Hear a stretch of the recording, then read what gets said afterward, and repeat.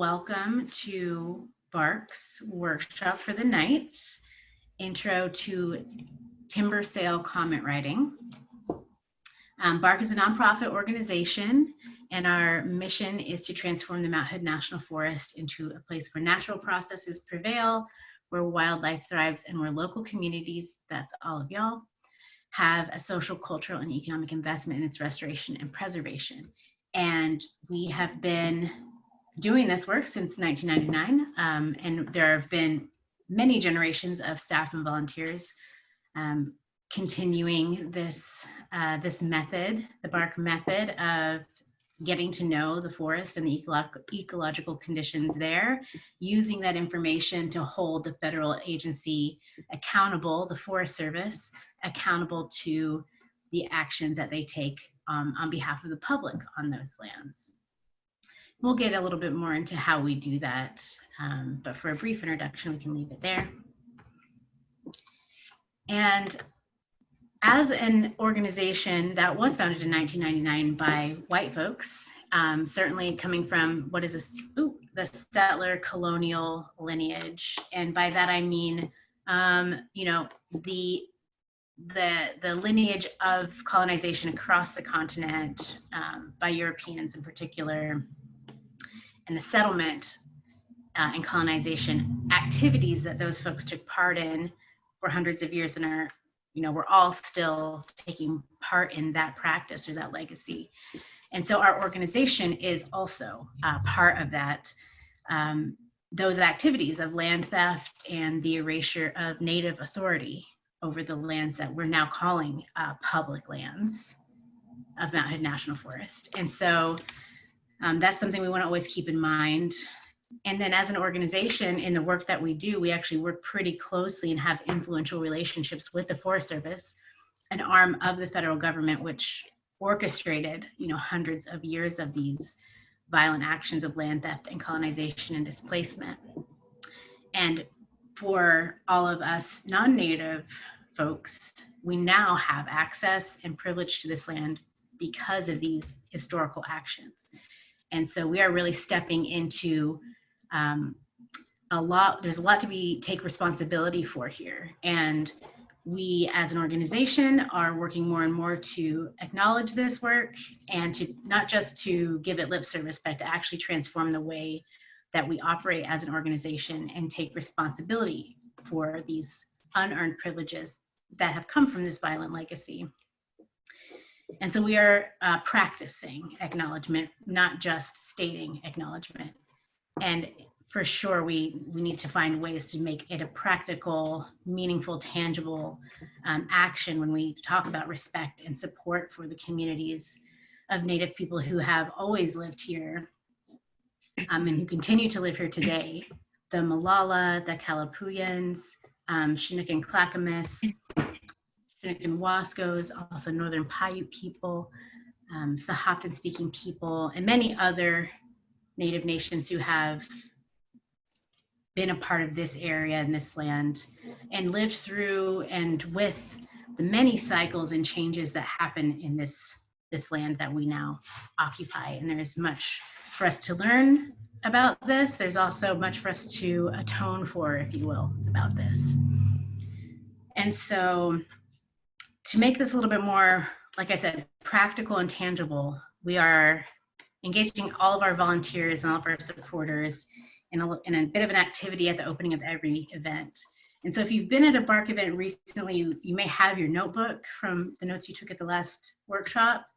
And in that notebook, you will have what it was that you did for your journaling activity, which I'll explain here. But if you had been at a workshop recently, I want you to actually get that notebook back and refer to what you wrote last time as you are thinking about what you write this time. And so first I would like to ask or offer if there are any folks here, Native folks, Indigenous people who would like to speak to this, please let us know. We'll deservedly, you have our attention. If you would like to speak, there aren't always Native folks around at our workshops. And for the rest of us, non-Native folks, Now, I'm going to ask you all to grab a pencil, or you could even type it into your phone notes or text yourself. I actually keep mine, I have index cards and I keep them here. So I'll have like a deck of these things to bring my own attention to from time to time, as much as I can. And so for the next about 1.5 minutes, 2 minutes, I would like everyone to write something that you think will help you personally to keep these realities, this historical reality and the present reality in mind as you engage with this work of protecting land, defending this particular land and this particular forest, your place in this bigger story, and try to set yourself on a path of action. So write to yourself things that you would like to do, as well as things that you think and your opinions on things, but really try to focus on actions that you can take. And we will, like I am asking folks to check in with themselves from the past meetings, and so that will continue. You can set yourself on a practice that you know you'll return to every time you come to a BARC event, for example. So I'll stop now and just give about 1.5 minutes or 2 minutes for us to write. Go ahead and wrap up your writing. And so this is for you to track your own efforts, your own personal efforts on this topic. Please keep this handy in everything you do, but certainly when you are engaging in the work around land and environmental work. Now you can set your own self aside for 1 more minute, and we'll do a bit of a different bit of quiet time for us to reflect more specifically on the Native folks that are all around us today, and expressing gratitude and respect for these folks right now. We're no longer thinking about the activities that you're personally going to take on, but we're thinking about the other people out there in the world whose land we're on, for a moment of respectful silence. And now we will start the workshop portion of tonight. Welcome, everyone. My name is Ashely Bromberg. I am a biologist and environmental consultant. I work here in Portland, and basically what I do is I write NEPA documents. So the documents that the Forest Service issues are NEPA documents. We'll go over that later, but basically I help write those. So I'll be leading the NEPA section and some comments throughout. And then Mia, if you'd like to introduce yourself. Sure. My name is Mia Pisano, and I'm a BARC volunteer, and I'm not a biologist, and I'm not an environmental consultant. I'm an educator, and I have been volunteering with BARC for a couple of years. And so it's very fresh in my memory, the process of starting to learn about comment writing on timber sales. And it's fresh in my memory how much there is to try to learn and how overwhelming it can be. And I'm starting to feel a bit more confident, and so I'm glad to have the chance to share that with other people. For our agenda today, we will have a brief overview of what NEPA is, the National Environmental Policy Act, just some kind of brief context so we understand why these documents are created, what they are, but mostly what the purpose of this workshop is item number 2, which is how to comment on a NEPA project. So proposed timber sales through the Forest Service are NEPA projects. And that basically is just a process by which we have to analyze what the Forest Service is proposing to do, and we as the public get to comment on that. So that's the purpose of this workshop today. We're going to go through and try to guide you through the process of thinking about a comment, reading a NEPA document, and then ultimately getting to the point where you can write your own comment on any timber sale and feel confident that you are having a positive impact in the way that you want to.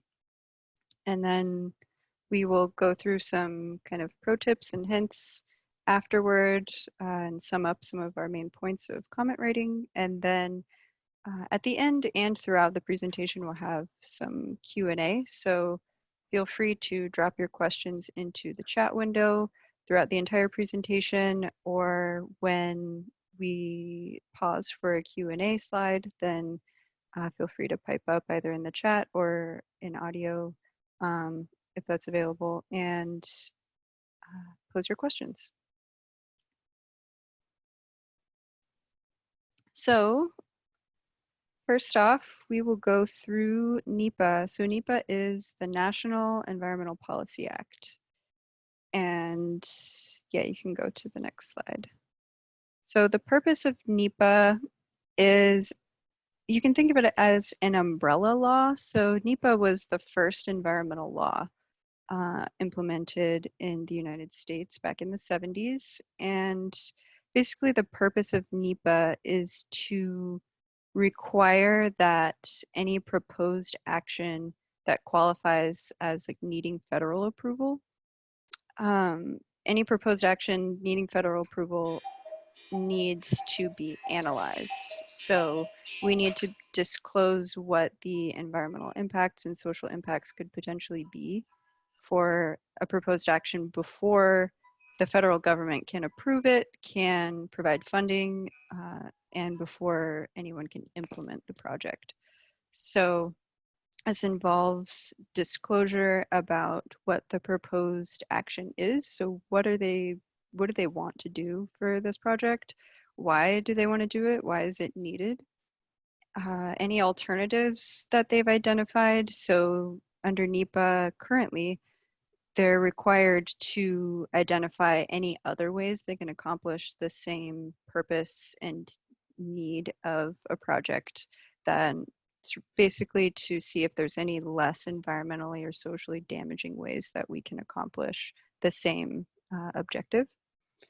And disclosure about environmental effects, social and economic effects, and any mitigation for those. So how can we, if there has to be an effect, if it's unavoidable, how can we mitigate that? How can we lessen the effect? How can we avoid any effects?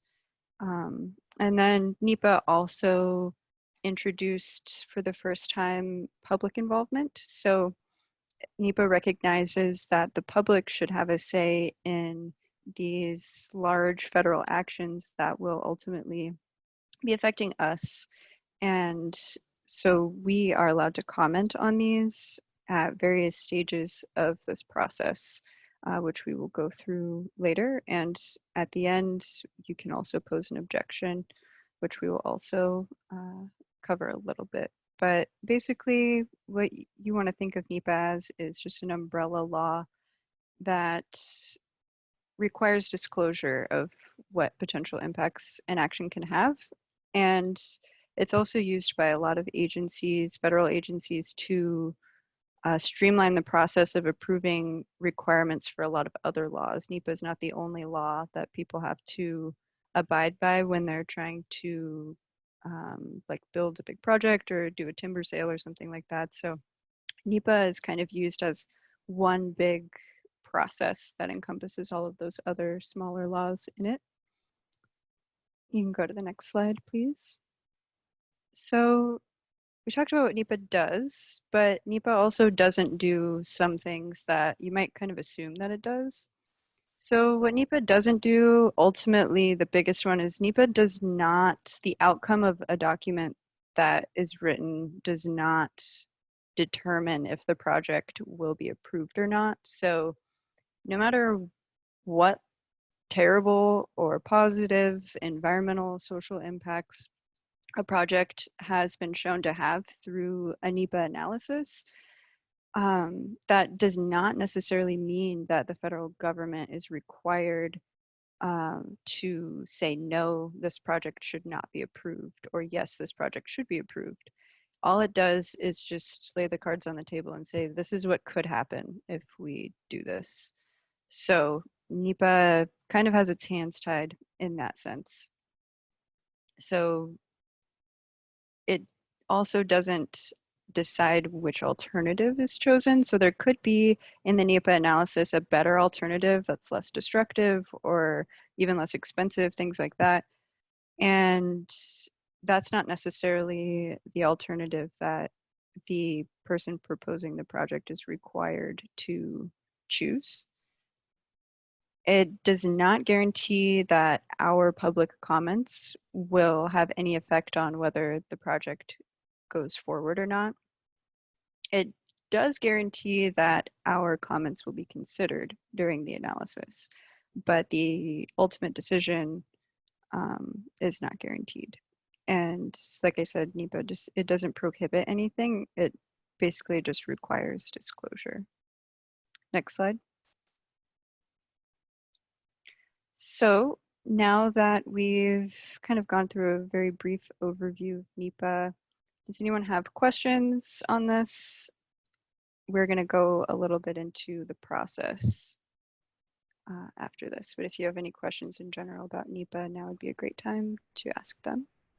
I have a question, and that Yeah, is, go ahead. you're describing the process by which a plan is made and decisions about the plan are achieved. And I wonder, since it doesn't, NEPA does not guarantee that we have any kind of real ultimate influence on how this process works. I wonder if there are any kind of standards at all about how planning and decision-making should be done. Standards, meaning like the federal government enforcing how decision-making should be done?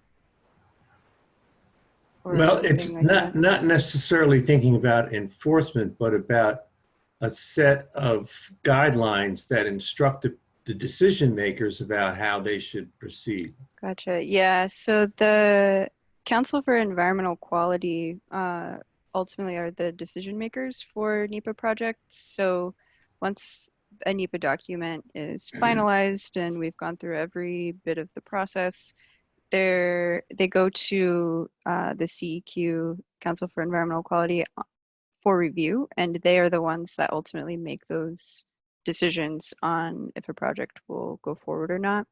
And they do have guidelines. You're able to look them up on the government website if you want to, but they do have guidelines.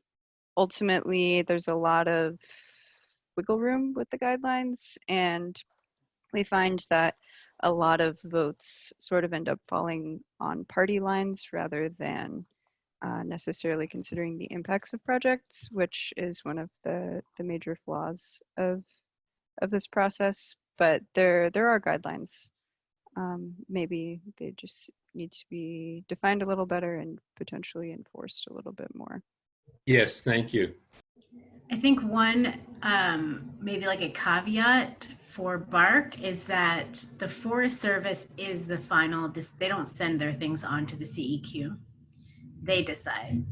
So whether that's a difference between like if it's a private company planning something that would then get federal approval from the CEQ, but ultimately for us, it's the forest supervisor, whose name is Richard Perriman, who works in Sandy at the Mount Hood offices, who's going to say, we're going to do alternative B, and that's what we're going to do. Or he could say, we're not going to do it anymore. We've decided there's too much controversy. There's too many problems with this project. We're crossing too many boundaries. of various environmental laws. So we're going to scrap this project, maybe plan a different one or start over.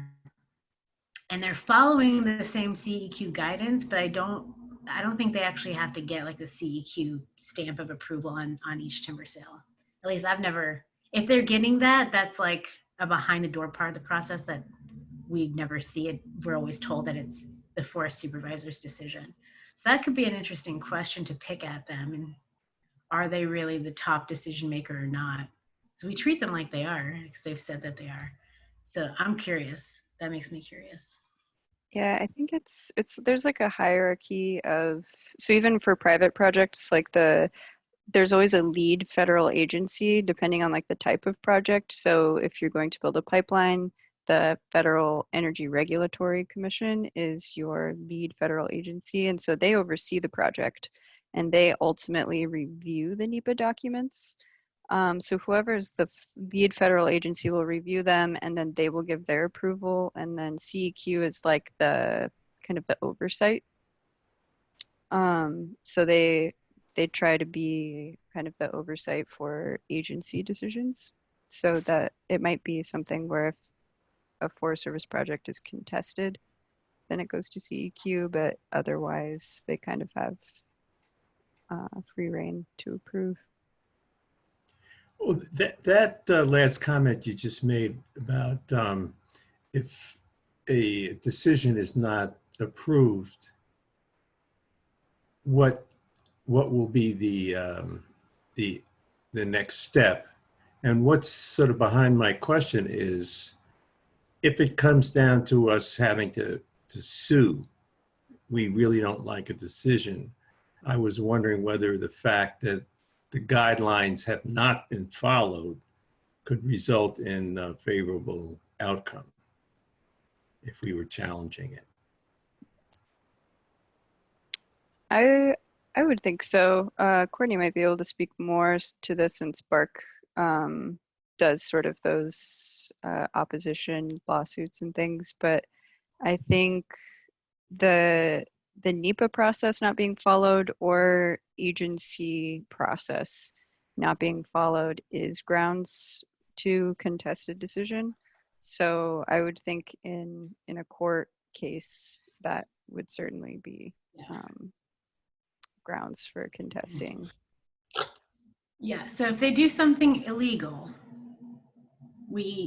if they do something illegal, or if we point out to them that something that they're planning to do is illegal and they don't change it, then our next step would be to, if they continue with this illegal activity after we've kind of forewarned them, like, there's an endangered species in this area and it's protected, so you can't log this area. And they say, well, we actually can because there's these like loopholes we're going to use, or we don't really think that species is there.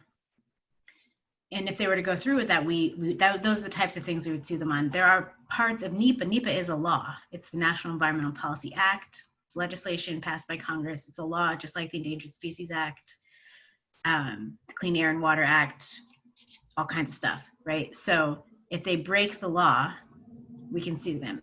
And the NEPA process, so for example, if they say, we're actually not going to accept any public comments on this one, that would be against the law of NEPA, because NEPA says you have to have a public process, right? So we're basically watching them as they plan a project to see if they do all the things they're supposed to do that the National Environmental Policy Act lays out for them to do, and all the rest of the laws that they have to follow because they exist. They have to follow all the laws that exist. And so we want to know, which laws could apply. Almost all the environmental laws could apply because this is a project that could have environmental impacts. And there's, other social and economic laws or regulations that could apply. I think thinking of NEPA as this umbrella process is good, because as they're going through trying to meet the requirements of NEPA, they're going to look at the Endangered Species Act requirements. They're going to look at different management requirements for all the various laws that would apply, all the laws, and not try to get away with things.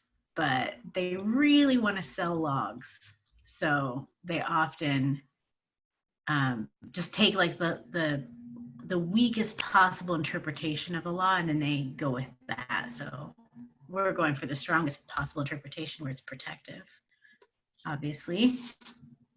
So I think if we like go through a bit more about what the process looks like, that might start, the pieces will hopefully start to come together, and then we'll hear from our attendees here, like whether or not it's falling into place. So are there any more questions just about that at the, I guess, like the high level that we've described NEPA at so far? Okay. Okay, so NEPA is several steps that can take typically anywhere from a year to 4.5 years is about the average, depending on the size of the project and things like that. But there's several steps along the way that are required for NEPA to be complete. So the federal agency will perform these steps. In this case, the Forest Service is our federal agency for these projects. They will complete all of these stages, and each one has a opportunity for us to comment on the process and how we think it's going, what we think of the project and the potential impacts, and all of that stuff that we will talk about later in our comment writing.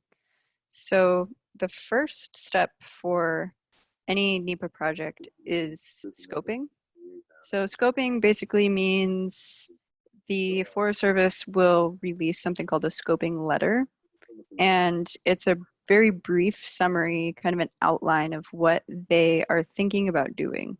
So they are still in the very early stages of even planning the project, but they have some objectives of like, why are they even doing this project in the first place, and what do they want the outcomes to be, and things like where it will be, all of that stuff will be in the scoping letter. It's basically just a draft sort of outline of what the project could look like and what the goals are. And we have, as the public, 30 days starting from the day that the scoping letter is released to the public.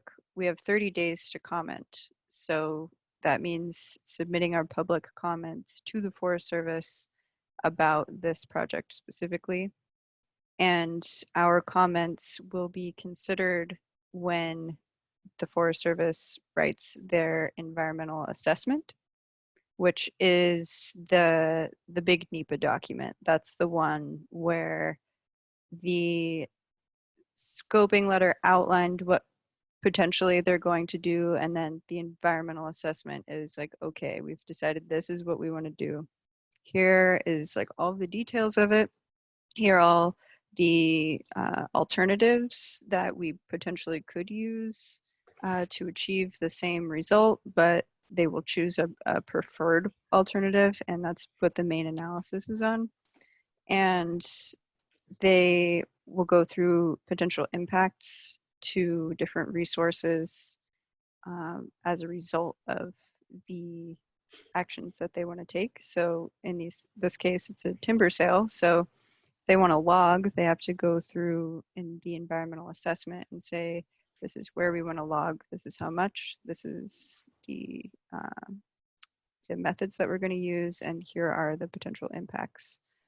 So after that environmental assessment, they will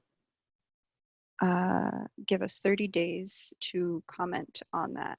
So we have 30 days to submit our thoughts and our own analysis of the NEPA document, the environmental assessment that the Forest Service provides.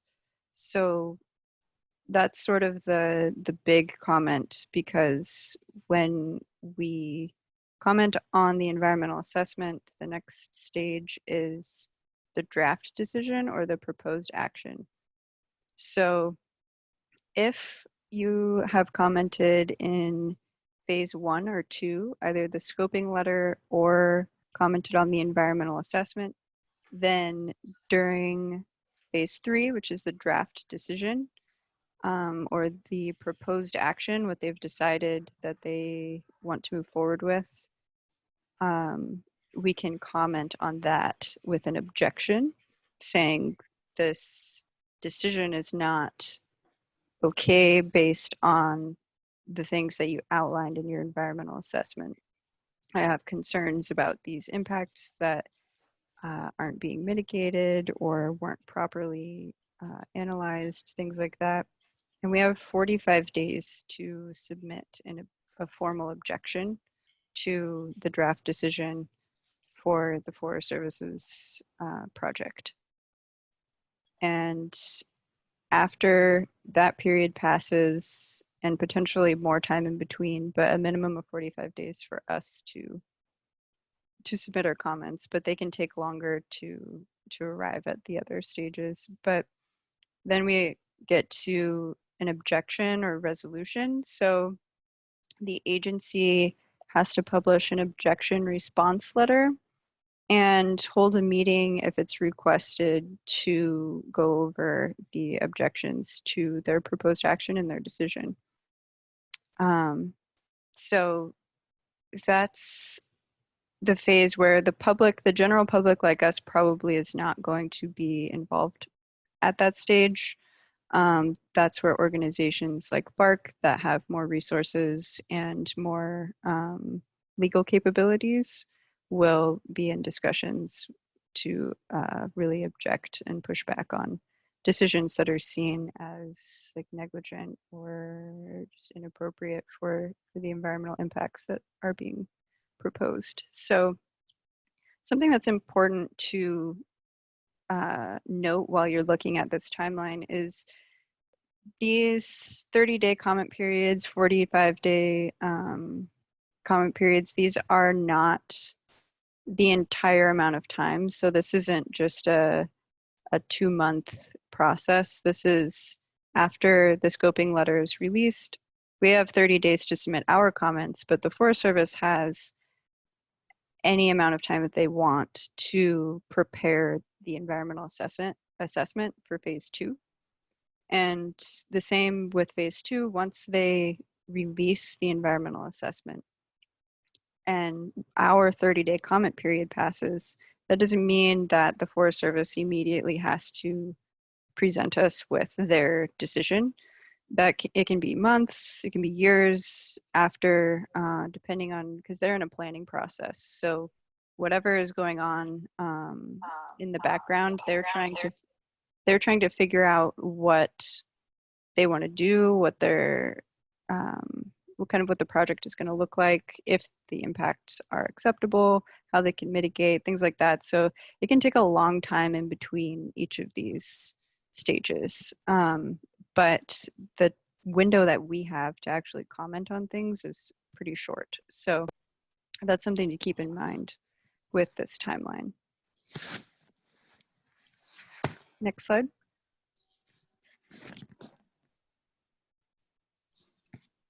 So after all of this, we might ask, why are we participating? What is the public comment period even for? Why should we put the effort into writing a comment? Things like that. So participating in the NEPA process, first and foremost, you, with your comment, are aiming to change the project in some way. That is not necessarily to have the project be denied or canceled, but really what we have the power to do in our public comments is to change certain parts of the project. So things like ground truthing and going out and saying like these areas aren't as you described them in your analysis. we have photos of them, this means like that you should really drop this area from your timber sale because it's not what you thought it was or what you said it was. Things like that can alter one area that might have been logged, or it can alter where they might place a road or things like that, but it's not necessarily our goal to cancel a project. That's more for the objection phase for people like Bark. So I'm we gonna just want, let me just like to clarify, we absolutely want to cancel the logging projects. To the extent that they are in any way negatively affecting the ecosystem, we want them stopped. And we have gotten timber sales canceled, like completely canceled. Most of the time we just get them shrunk. And the comments that like the regular public make, that, you know, the comments that Bark makes are public comments. We are the public. We just have an organization that at the bottom of the comments, it's like signed Bark and our thousands of supporters. But the comments that individuals send in are no less, they are the same exact amount of like weight. As long as they have good information in them, they're the same amount, they have the same importance as organizational comments do. And I think often what we want to see by kind of broadening the public engagement in this NEPA process, because most national forests, most projects that the government or any agency undertakes don't get that many public comments. You've probably all been asked to like submit a comment, and then you click on a thing and there's like a pre-written letter there and it says, you know, I oppose the highway expansion, blah, blah, blah, for these reasons, or I oppose this other development because there's a species habitat that would be impacted, or like changing an endangered species status has to go through NEPA, because if you change, say like a wolf, that's a protected species. If you want to change its status to unprotected, that could have an environmental impact on the wolves and maybe on the rest of the ecosystem that the wolves participate in. So there'll be public comments on, you know, you've all probably been asked to submit comments on some of these things, right? But you're getting them likely from an organization like Bark, who's kind of pre-written a very standard top 5 issues that we think that we want the public to like back us up on. These are our top 5 issues, and we want thousands of members of the public to say the same thing.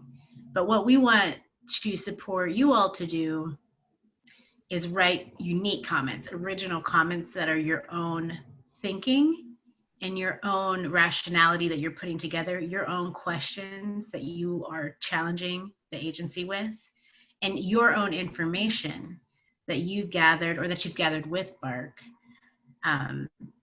to the ends of like at least shrinking the projects and making sure that the most sensitive or most special ecological, environmental components are not logged or not impacted, don't get logged, don't get a road built over them, etc. Or if there's enough, if there's enough to challenge, if there's enough poor planning going on, if they're logging all over really marshy, really steep areas where there's sensitive species or rare habitat, if there's enough bad ideas in a project and we can actually drill down on all of them, that's how we've been able to get things outright canceled in the past. So the more people we have looking at it from more angles and taking on more pieces of, there's a lot of impacts, right? Because we're talking about thousands, sometimes tens of thousands of acres. And every area has its own little world going on. So what lives there? Is it threatened? Is it sensitive?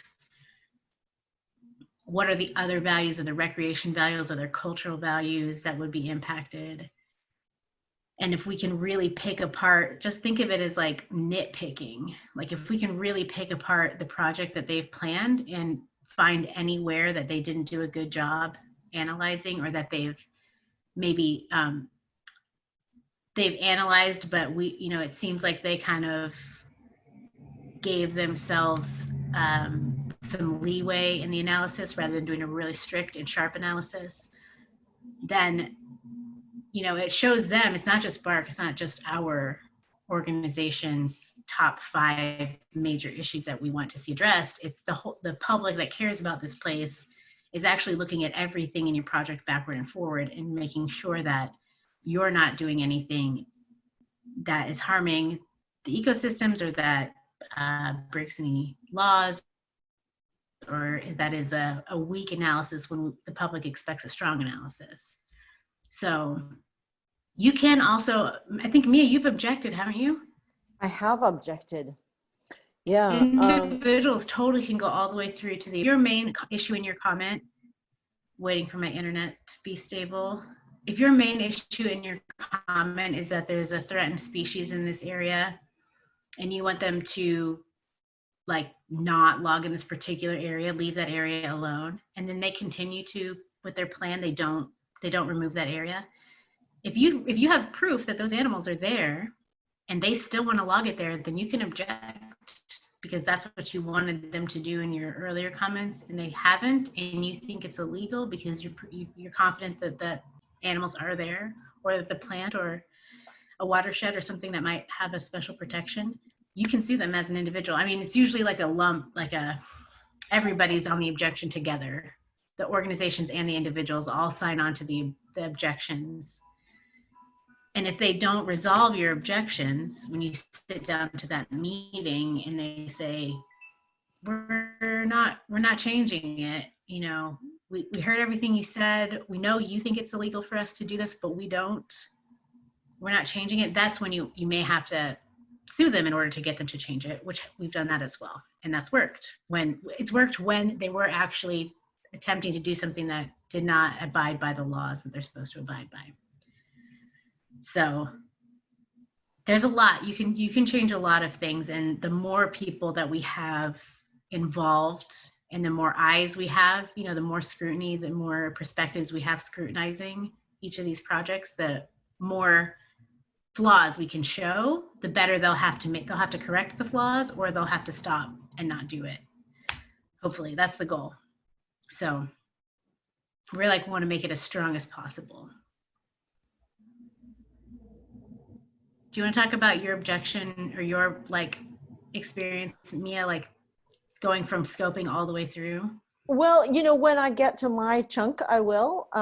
And I want to make sure that we get time to get through some more of our content in our slides. Mm-hmm. So when I get to my bit, I'll talk about that. Okay. All right. So Ashely. Yes. So we want to change the project. And however we as individuals think that it should be changed, that's what we want to put in our comment. And we also, if we have the means to, such as organizations like BARC or Sierra Club or Center for Biological Diversity, or some popular organizations that comment with the intention later that if the decision is found to be negligent, then you can preserve the ability to sue by commenting. It's like I said earlier, you have to have engaged in the process during one of those comment periods to have the right to sue. So if that comes to it, or if an individual has the means to sue, then they're also welcome to do that. But it's usually sort of organizations that have pooled resources that do that in the event that the final decision is seen as not correct. So one of the objectives and one of just sort of the residual effects of commenting on a NEPA project is you're gaining knowledge about the project and just about these processes in general, environmental and legal. You're gaining information about what the action is. And in our case, when actions are proposed on Mount Hood, many of us live on Mount Hood or near it. Our drinking water comes from Mount Hood watersheds.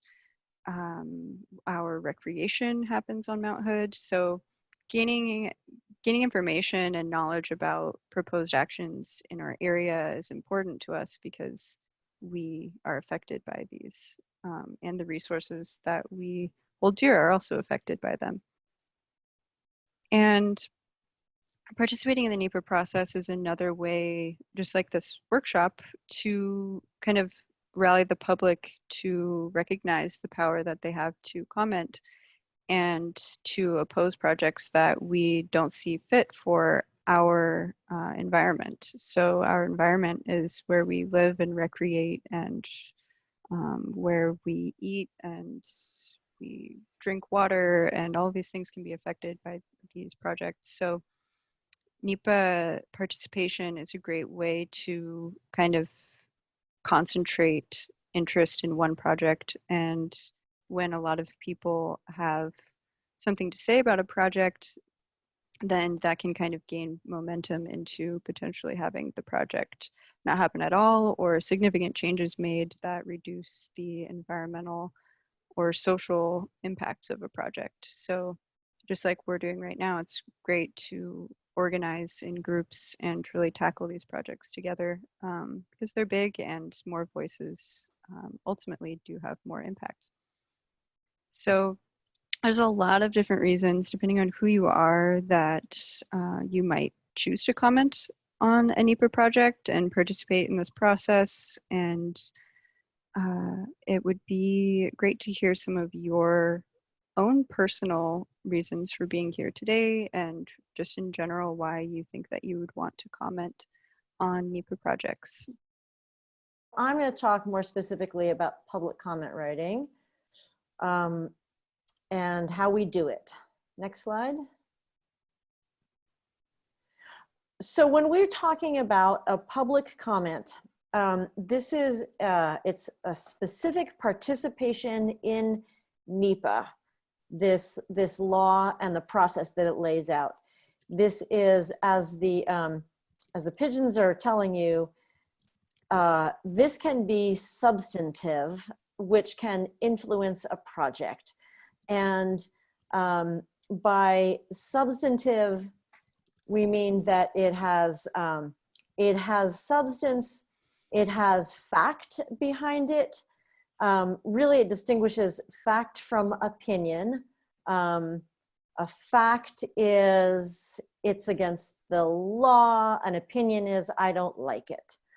And when we do participation in NEPA and we submit our comments during these timelines and in this way, then it becomes part of the public record. It's publicly available. It is a legal participation in this process. And by making our comments as substantive, as fact-based as possible, we can increase our amount of influence over a project. Next slide. So to make our comments be substantive, there's a number of different specific tactics that we can use, or specific arguments that we can use.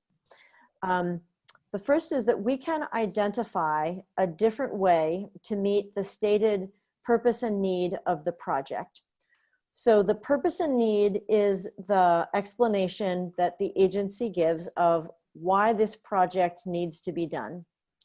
And if we can identify a different way that they could meet this stated purpose and need of the project, then that can be considered as a viable alternative. That's one thing that we can do. And when we have knowledge on the ground of the areas and of what they're proposing, like if we actually know what that looks like and where they're planning to do it, then we have a lot more information to start with. And so another substantive aspect to a comment can be to present new information that's relevant to the project or to an alternative action in the project or to the analysis of the project. A type of new information that BARC volunteers and BARC organizationally frequently submits to the Forest Service is unmapped riparian areas. We do that all the time. When the scoping letter comes out, we're out there ground truthing, surveying, field surveying the areas, and we're mapping and documenting unmapped riparian areas. In our comments, we submit that to the Forest Service along with GPS coordinates and photographs of it. And that's super substantive, super important information. There are laws that tell them what they are and aren't allowed to do around riparian areas. Another thing that substantive comments can do is point out specific flaws in the analysis, which is a little bit different from presenting new information. It's like pointing out, oh, look, you said that 2 + 2 = 5. And it doesn't. And so a flaw in the analysis can be about the accuracy of their information or the adequacy of the information they're using, the adequacy of their rationale, or the adequacy of assumptions that they're using in their environmental analysis. And having information is a way that we can inform the flaws that we're identifying in their analysis. So we can make factual corrections. The map released in the scoping letter shows the road being here, but I walked it and it's over there, and here's my GPS track showing that the road is not where the map shows the road to be. Or identify a different source of credible research which could cause changes to the project proposal. So, oh, Forest Service, you're using this research from 2008 that's talking about how thinning influences fire behavior. But here's this other research from 2016 by your own agency that comes to really different conclusions about how thinning in a forest influences fire behavior in the forest. So these are some ways that comments can be substantive, which means that they're based on facts, and they might line up with our opinions, but they have more weight. Next slide, please.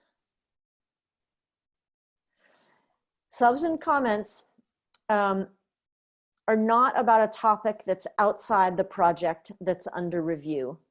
So we can have a lot of information about areas outside this project, but we're keeping our comments about this specific project. Disagreeing just because I don't like it is not substantive, and just agreeing because I do like it is also not substantive. So some examples. Next slide, please. Here's a substantive comment that identifies a different way to meet the stated purpose and need. And this is from BARC's zigzag scoping comments. Given that this area is within listed fish critical habitat, and that presumably these roads were decommissioned to reduce impacts to aquatic species, we ask the Forest Service to thoroughly develop an alternative that does not require building temporary roads in the horseshoe area, which is substantive, whereas saying these roads are going to be bad for fish, please don't build them, is not substantive. Next. Presenting new information. This is also BARC scoping comments. Bark identified a temporary road that has barbed wire remaining and is requesting that it be removed and disposed of. It's new information that the Forest Service may not have and that wasn't reflected in the scoping letter, and it's relevant. Not substantive. The population of the earth is growing. That's true, it's a fact, but it's not new information to the Forest Service, and it's not relevant to this project directly. Next slide. Identify a different source of credible research. I'm not going to read this all out loud. This is, again, from Bark's scoping comments, and this was a relevant, recent, peer-reviewed, published study that was not considered, and that, if considered, would or could create changes to the project proposal. Not substantive is just referring to things that I've read on the internet, even if it's true. Next slide. Pointing out specific flaws in the analysis. And again, I'm not going to read this entire thing out loud, but this comment identifies that there was a flaw in the way that the Forest Service was analyzing what the aquatic conservation strategy would indicate that they should do in riparian reserves. And the not substantive example is not identifying how their analysis was flawed. Next slide. Can I just say on this one, what we said was you aren't looking at the short term and the long term. If you can't figure out how to consider things in both the short and long term, because you're just considering the short term, then you should drop this unit. So their analysis was incorrect because they weren't considering long term, right? So it's even more simple. Like, you could make that argument about lots of different parts of their analysis. In this situation, we were talking about this aquatic conservation strategy, but they're almost always thinking in short term and not long term. And that's a flaw that happens in every single project, I think. Mm-hmm. Whereas counting up rhododendrons, sure, they might not have counted up the rhododendrons, but that's not like a bad analysis. Like, that wouldn't be a relevant thing. Thanks, Courtney. And I just saw in the chat that Harley has to leave. And Harley, thank you for joining us. Stay safe. I see that you have to prepare for a possible evacuation. Thanks for joining us. Take care. All right, so another substantive type of comment is making factual corrections. And again, by providing evidence about where an area in a proposal is not as the proposal describes it, that's factual information that's relevant to this project and that is substantive. Next slide. Any other examples that anyone has of comments that you've made or that you've seen that you know to be substantive or you know to not be substantive? I'll say that as I have become more knowledgeable and experienced, I look back on my first kind of couple sets of comments that I wrote, and there was nothing substantive about it. It was very impassioned, but I was not working with facts from the ground to the degree that is can provide real pushback.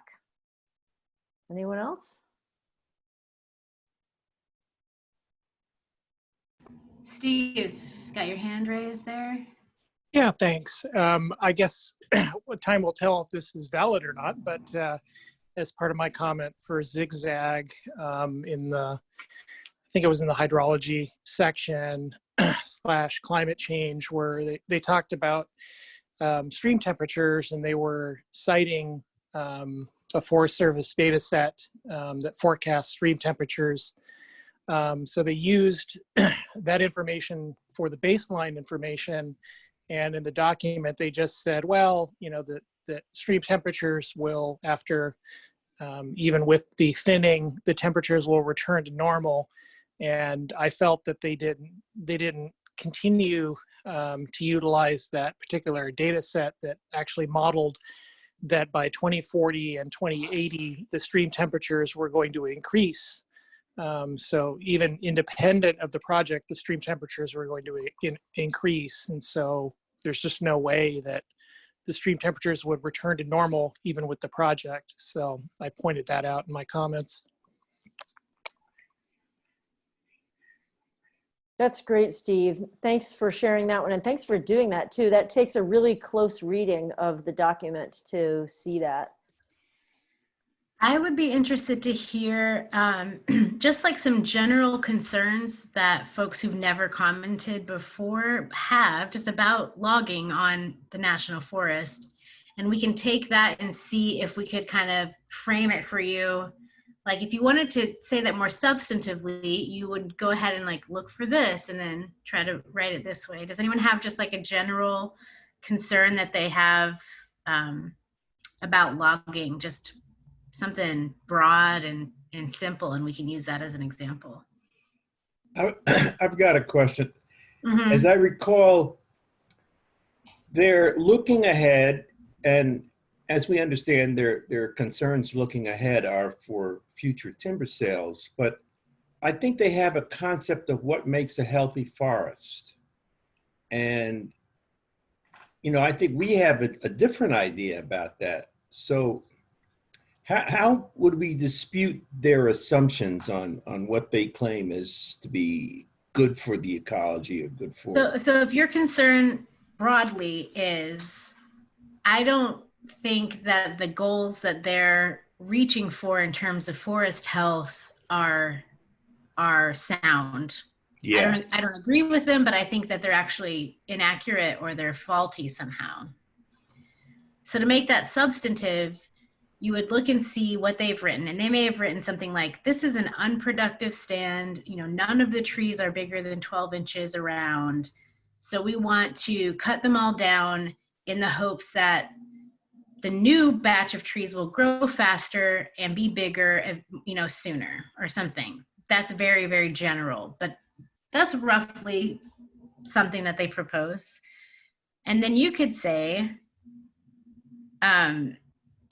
you know, fast growing trees are not the only indicator of forest health. You need to consider all the other species that are present there. And you could point to that, you know, some wherever you learned it from. Where did you learn that biodiversity is more important than simply having fast growing trees alone? And say, I want you to consider this information about what a healthy ecosystem looks like, because I think your analysis is flawed when you describe forest health in terms of simply of tree growth rates. Thank you. Yeah. Jeff, you look like you're thinking a lot. Do you have a question or a broad example we could mess around with?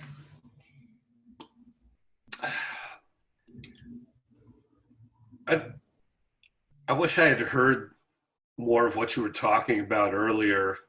Are you talking about the big 12,000 acre? Yeah, well, and we're talking about any timber sale, every timber sale. We'll always do this, yeah. So Well, certainly for things that are huge. I've commented on different timber sales throughout the years. It was actually part of my canvassing also. Let's see. Well, fire is a big one right now. There's been a lot of misrepresentation of how fire affects the forest ecosystem, and lobbied against salvage logging and things like that. Yeah, so I think a good example, like using fire as an example, someone might have the broad concern that certain parts of the forest have not had a natural fire occur because the Forest Service has been putting out every single fire. And so now there are conditions that where a fire would be beneficial, right?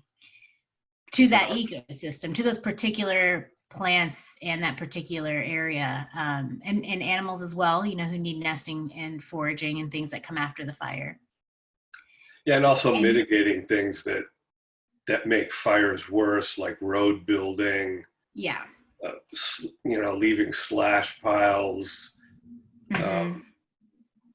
So you can bring up those are the exact kind of things you can point out. If it says in their project that they want to build these roads here and they want to do X, Y, and Z, because they, you know, to do something that's trying to stay ahead of a fire, for example, you can say, you don't know where a fire is going to occur.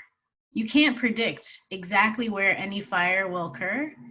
And so if you want to do these activities here, you're claiming that you're claiming something that you don't have, and you couldn't possibly have enough information to prepare that that definitively. So I think that you need to modify your project so that the goal that you're trying to achieve isn't based on something that you can't, on information that you don't have, that you can, in a situation you can't predict. Yeah. So I see like Joanna and Janice and M and Eric are in here. Do any of y'all have just bubbling general concerns that we could kind of refashion into the beginnings of a comment, just as a kind of, just an exercise? We only have a couple minutes left, so I kind of want to just give people some more examples. I have a question about how many of these happen, say, in a year's time. This sounds like a very complex, detailed endeavor, and to go up and your ground truthing, the writing, the research, how many proposals are put out in a year? So there are always multiple proposals going on simultaneously, and they're all in different stages. And so the Mount Hood National Forest has a long-term planning cycle where they always have multiple projects in the pipeline. And generally,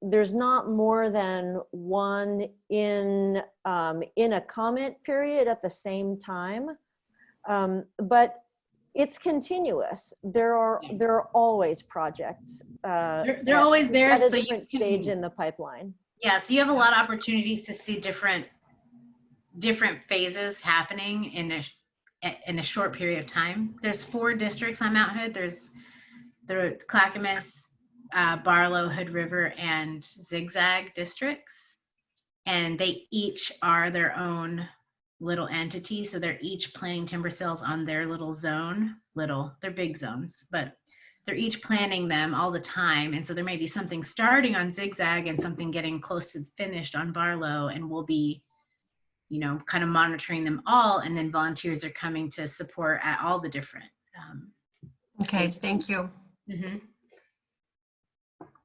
Right now, and what we're getting ready for, and what this workshop is getting us introduced to comment writing, is for a timber sale called Grasshopper, which is over on the east side of Mount Hood, kind of near Black Lake, Bonnie Butte. What else is over there?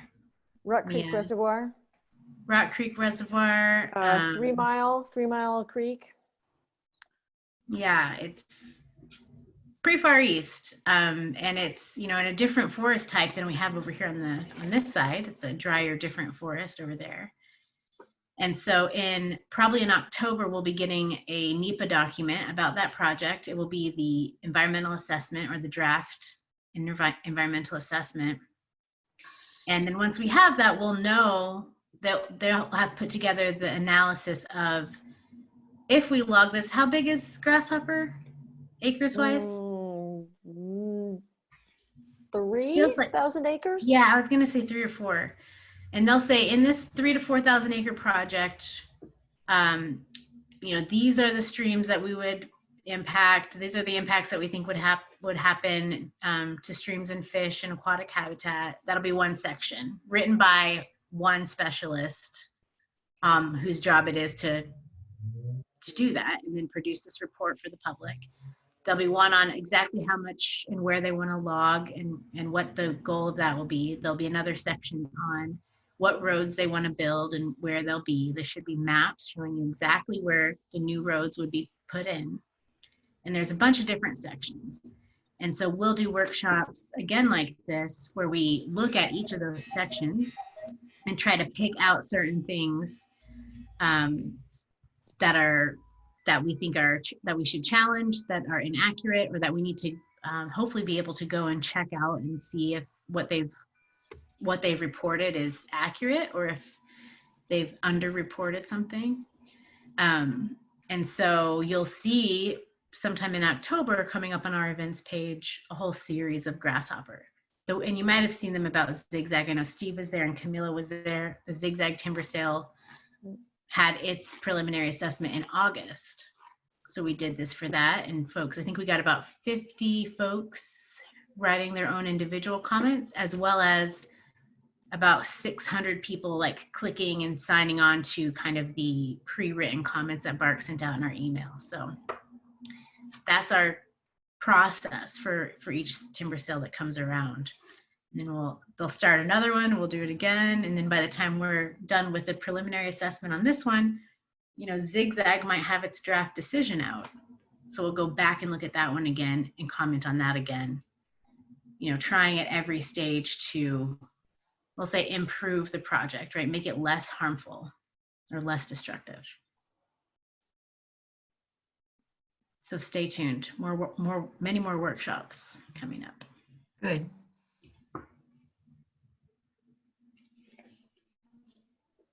So we have just a minute left, and I just kind of want to recap for folks. I know some people joined a little bit late.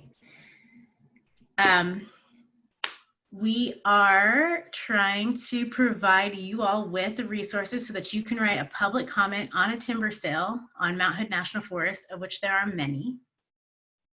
The comments that you will write will be challenging the proposal that the Forest Service puts together, and you'll be able to decide what you want to challenge by reading the documents that they put out. We call those NEPA documents, and we call them NEPA documents because they are required by NEPA, the National Environmental Policy Act. If NEPA didn't exist, the Forest Service would not have to tell us anything. There would be no documents. They wouldn't have to show us what they're intending to do, and we would have no way of influencing them or asking them questions at all. So we say NEPA process, NEPA documents, it's all the stuff that this law requires the agency to do. And NEPA itself is actually being threatened by this administration. They want to shorten the comment periods. They want to cut the public out of a lot of the process. They want to make it, the analysis that is required, less strenuous. And so you're also going to see, probably from many environmental groups, petitions for you to sign on to, or support that you can give to protect NEPA, it's like protecting the Endangered Species Act, right? NEPA is an equally powerful, if not more, it's definitely more encompassing environmental law. And so watch for those, watch for things about keeping NEPA intact and maybe make NEPA stronger, because we know that they can, you know, NEPA, like we talked about in the beginning, it doesn't determine the outcomes. It just says we should be allowed, the public should be allowed to see what's going on, and the government should do good environmental analysis, but it doesn't determine the outcome. So a stronger NEPA would be even better, but right now the administration we have is trying to weaken the requirements of NEPA. And if that were to happen, we wouldn't be able to write public comments. We wouldn't be able to see the information, the maps, the analysis before it happened. We wouldn't be able to do anything that we do. Like we need NEPA, and we need to engage in the process in order to tell the agency and tell the government that we're watching them, you know, and that we have values that are more than just getting the timber off the land. And we want to see that they're actually upholding all the other values and protecting all the resources, not just chop and chop, chop, chop, chop. So that's my little summary. Thank you all for being here. Are there any like final burning questions? Yeah, I want to ask a question about what you were just saying. Okay. And think about it in reference to the election, the presidential election. We know what's driving the sales is the fact that Trump wants to see more timber sale quota. Well, that's not accurate. What's driving the sales is the Mount Hood's Forest Management Plan, which has already determined where they should log and how much they should log on every inch of the forest. There is the federal agency, at the federal level, there is influence that can say, we want more logs. You know, we want to put pressure on the forest services all across the country of all the national forests to give more logs, you know, for the timber industry. This is whether or not there's a market for logs, right? It's a little bit of like a subsidy. And remember, it's a Department of Agriculture, the Forest Service. So this administration and the previous administration, both had increased the timber quotas on national forests from what they had been. So it's more than that. Like it is political, but it is also that the mentality of what our public lands and our national forests meant for is really centered around the commercial industrial production of lumber. That's what they're there to do. And they have management plans that direct them to do that. And so if your administration comes in, it's basically like saying, oh, you're a chopstick factory? Great, we want you to make more chopsticks. But what if we don't want chopsticks at all, right? We want like live plants. So yes, this administration did increase the pressure on the agency to get more logs. So did the last administration, and so do many. And so it's not quite that cut and dry. There's no guarantee that a new administration wouldn't also call for more logs, unless we need to make that point. The public needs to make that point that national forests need to be managed differently. Logs do not need to be the priority. Drinking water needs to be the priority. Climate resilience, biodiversity, protection of habitat, protection of threatened species, cultural resources, recreation, economy, these need to be the priorities of today, the priorities of 2020 and moving forward. And we can make all those comments, we can challenge and ask the Forest Service to prioritize all that kind of stuff in every single individual timber sale that they plan. We can say, why didn't you, if you're planning a project in this area, why didn't you plan to improve the trails? Because this is a very highly recreated area. Why are you planning to log on an area where you should be? A better thing to do on this area would be improving the recreation access or the recreation quality, or other things, like all the things. This is where drinking water comes from, or this is where certain habitat is. Those are the things that you should put in your project. Where are they? I want to see them. On your next draft of your project, I want to see that you've made some alternatives that actually serve these other values that I think are important, and that there are laws and expectations for you to do that. And we'll work on kind of getting into the weeds about where are all the different kinds of leverage we can use in the following workshops. Like, what kind of leverage can you use if you're concerned about sedimentation and warming streams and what's going to happen with the salmon that use that watershed? There's certain leverage for that. There's different leverage for protecting like intact, previously unlogged areas, right? So big areas that have not had a human caused disturbance and they have a certain characteristic. that's different than roads that have a bunch of, or areas that have a bunch of roads in them and a bunch of other impacts from people or camping or garbage or whatever. Like, what are the different issues people have, and then what are all the tools that are out there that you can use to make your case? And there's a bunch of them. There's a lot, and it takes a long time to learn them all, but you don't have to learn them all, because you can kind of focus on the things that you're most concerned about. If wildlife is your thing, come to the wildlife workshop.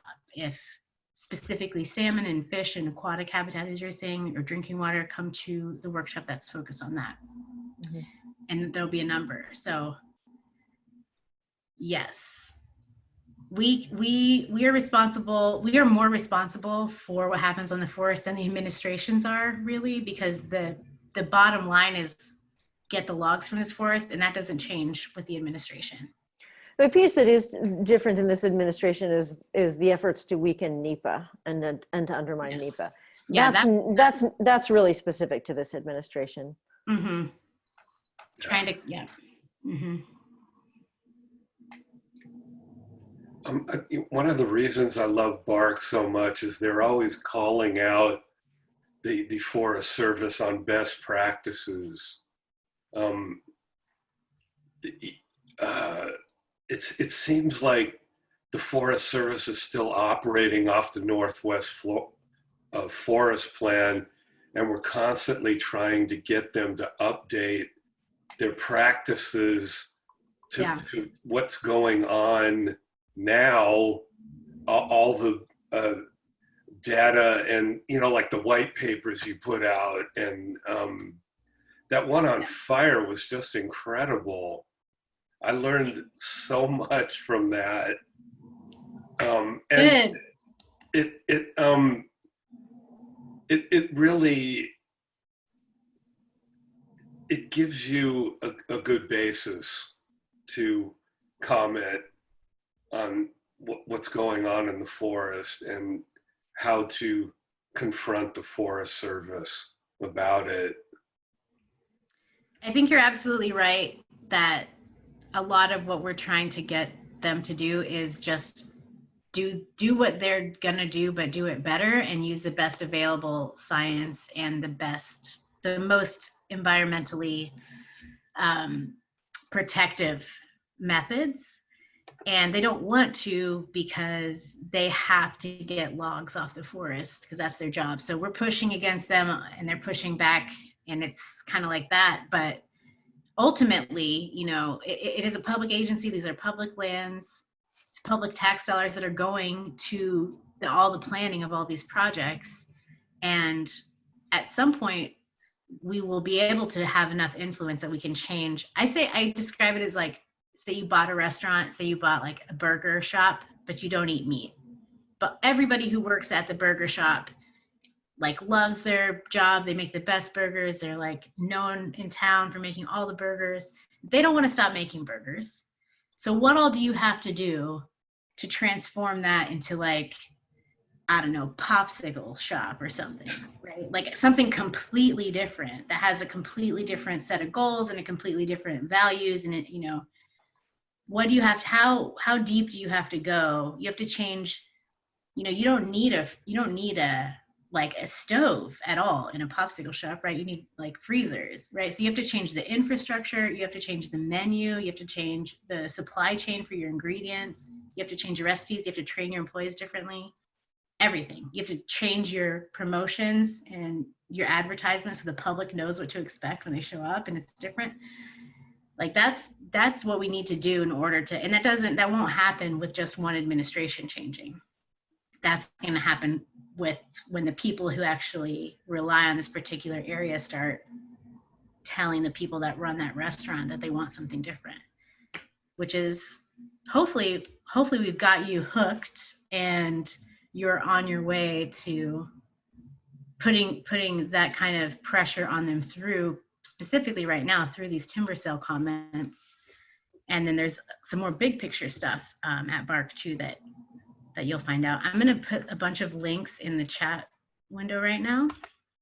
This is going to take me a second to grab them And Jeff, you identified one of our more difficult long-term issues, which is it's hard to push back against them when what they are proposing to do is doing exactly what the Northwest Forest Plan tells them they should be doing.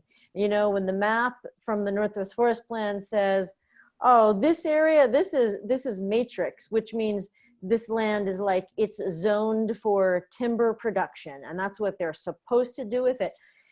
And it's hard to say, don't do that. I mean, it's hard to find substantive ways to say, don't do that, when that's what the Northwest Forest Plan tells them to do. And when their management directive is to grow trees so they can cut them down, then it's really hard to push back against the different ways of assessing forest health when their management plan doesn't tell them prioritize biodiversity. It tells them prioritize, grow big trees and cut them down. So it's we have to be working on multiple fronts at the same time, because that forest plan is not doing us any favors in terms of working for healthy forests, for ecosystems, for biodiversity, for climate, for water. So it's an issue. So on September 29th, 23rd? 23rd, on September 23rd, our staff attorney and I are giving a workshop about the Northwest Forest Plan. You should come to that. And you should also know that there are 2 forest plans at work on Mount Hood. Mount Hood's forest plan and the Northwest Forest Plan. And to learn about Mount Hood's forest plan, you'll want to come to free Mount Hood campaign committee meetings, which are generally every 4th Wednesday, but I think it's the 5th Wednesday this month. These are all on our Facebook page and website, the events. But there are 2 different forest plans, and they do get confusing about which directions come from what. The Northwest Forest Plan is the one that at least stops them logging as much as they possibly can. It does restrict the logging a bit compared to what it would be like if we only had the Mount Hood Forest Plan. So we're working, those 2 things are playing against each other, and we're considering those all the time too. Yeah, so there's like a lot to learn. Hopefully, I don't know how long Mia's been a volunteer for 3 years now. About that. So like you'll never stop learning is basically what I'm saying. Like, there's always more. There's always more. There's always more. And I want to call out, Steve gave a great example of something that he included in his comments on the Zigzag EA about stream temperatures. And it was so specific and backed up by evidence that just that is a powerful substantive comment. And reading Bark's comments can be a little intimidating. It's really great education and super informative, but it can be a little intimidating. I would say, like, starter comments, read Steve. And Steve, I have no idea how long your comment was. I mean, maybe you wrote like 12 amazing pages like that. Even if it was just that, it's super focused and super specific and like connects the dots. And so learning how to connect the dots, even when we just learn how to connect one dot to the next dot, it's a way to start strong and small at the same time, and then we can get bigger and be strong at the same time. So that's kind of like a strategy for learning how to be a stronger comment writer. The last thing before you go, in the chat, I put the link to the slides that we used tonight. This will be recorded and will be posted in the next couple of days. And I will email the link where the video is posted to everyone who was here tonight. Then there's a link on here called Citizens Guide to NEPA, which is basically what we've been talking about here without all the tips about comment writing. And it goes into it's a much broader about the law itself and all the ways it can be used. And then there's a page on our website called Zigzag Timber Sale Comment Writing Resources, which includes all the recordings of the workshops that we did for the last timber sale we did this workshop series for. And it includes some individual people's comments from past timber sales, so you can see just what I think. Mia's are on there. A bunch of our volunteers' individual comments are linked there, so you can see what folks have written. Most people's comments are just a page or two. They just pick, one particular thing, and then they ask a you want to ask the most difficult question you can come up with. And then there's also the link to the Mount Hood Forest Service projects page, which is where you'll see everything that's in process right now, all the different timber sales. And there's a bunch of other stuff like updating this one thing over here, or like fixing these trailheads over here. But most of the stuff that has a destructive component is going to be a timber sale. And so, but they won't be called timber sales. That's the thing. Nothing on this list on that page will say timber sale. It will say some kind of other kind of project. Integrated resource project. Huckleberry enhancement project. Restoration project. A lot of them are restoration projects. So you can click around and figure out, all the code words they use for timber sales. And those are just some good things to look at, especially if this is your first foray into commenting and using NEPA. And Ashley's right, like NEPA, the general public doesn't use NEPA directly very much. It's mostly organizations and agencies and bigger entities. But the biggest thing about NEPA is that it allows for the public process. It doesn't say you need to organize yourself as a nonprofit and then you can do a NEPA comment. Every single individual person is eligible to engage in the process. The barriers are that there's all this strange language and a lot of science involved, and bureaucratic reports that are hard to read. And BARC, the whole reason for BARC's creation was to show people how to use that stuff and how to understand that stuff, to make all of that gnarly, wonky, confusing agency bureaucratic speak legible for anybody who has a concern. So once you start clicking around and reading things and you start getting confused, and you will, just email us. Just email me or anyone, whoever's name is attached to the part of the website you're reading. Michael and I work the most with volunteers, so you'll find Michael and I's contact information on the website too. I'll actually just put it in the chat.